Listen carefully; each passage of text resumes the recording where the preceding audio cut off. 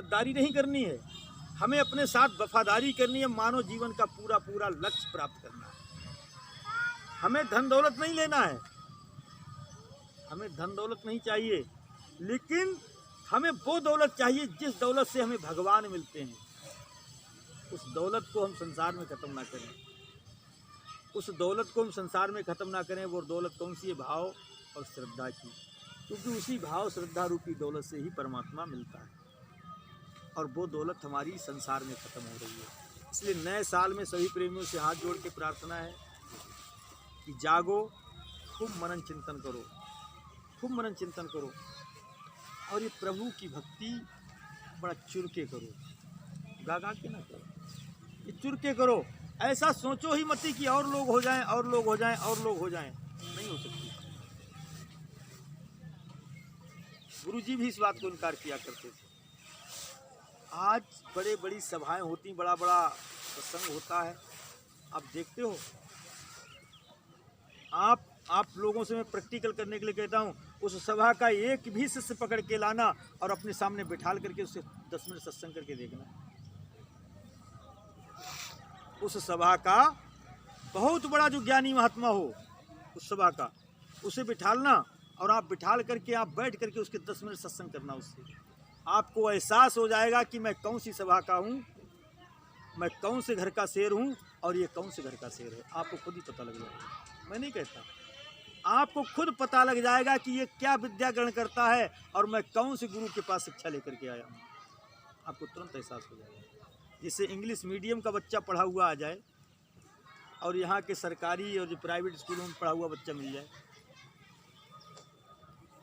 तो तुरंत पहचान हो जाएगी ये बच्चा कहाँ का पढ़ा हुआ है, ये बच्चा कहाँ का पढ़ा हुआ। ठीक है ना। तो जिस सभा में हम आप बैठ करके सत्संग सुन रहे, तत्व ज्ञान की सभा है। यहाँ ढोंग नहीं चलेगा, यहाँ मान सम्मान नहीं चलेगा, यहाँ तो हकीकत चलेगी। हकीकत आपकी वो दौलत पकड़ ही ली जाएगी, चाहे आप कितना ही छुपाना, कि आप कहाँ लगे हुए हो। आपकी चोरी यहाँ नहीं चल पाएगी। आप कहाँ लगे हुए हो। इतने दिन बीत गए, किसी की कोई गलती नहीं हुई, किसी को कोई डांट फटकार नहीं हुई, सबको प्रेम से समझाया गया, सबको बताया गया। लेकिन जब आगे तरक्की होती है तो प्रत्येक मास्टर, जब कोई पद दिया जाता है तो प्रत्येक मास्टर, प्रत्येक गुरु अपने विद्यार्थियों की परीक्षा लेता है। बगैर परीक्षा के वो आगे क्लास में नहीं बढ़ाता। संदीपन महाराज की आपने कहानी सुनी होगी। शिव जी प्रकट हो गए वरदान देने के लिए।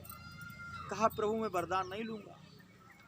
गुरु जी से पूछा तो गुरु जी ने कहा भाई ले ले, अगर दे रहे हैं तो ले ले वरदान। तो उनके गुरु जी कोढ़ी थे।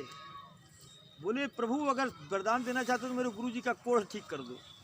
तो गुरु जी ने लगाई फटकार, बेवकूफ़, मेरा कोढ़ तू इसलिए ठीक करना चाहता है कि तुझे सेवा ना करनी पड़े।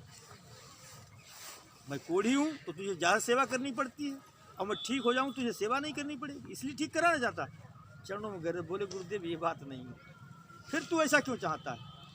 बोले ठीक तो ये वरदान नहीं मांगू, फिर क्या मांगेगा? बोले क्या मांगू? जो तेरी मर्जी वो मांग। और शिव जी वरदान देने को तैयार करे, वरदान दिए बगैर जाऊंगा नहीं। तो कहा ठीक है, अगर वरदान देना चाहते हो तो ये वरदान दे दो कि गुरु के चरणों में मेरी अटूट भक्ति बनी रहे, अटूट भक्ति बनी रहे। परमात्मा हमें अभी इसी वक्त प्राप्त है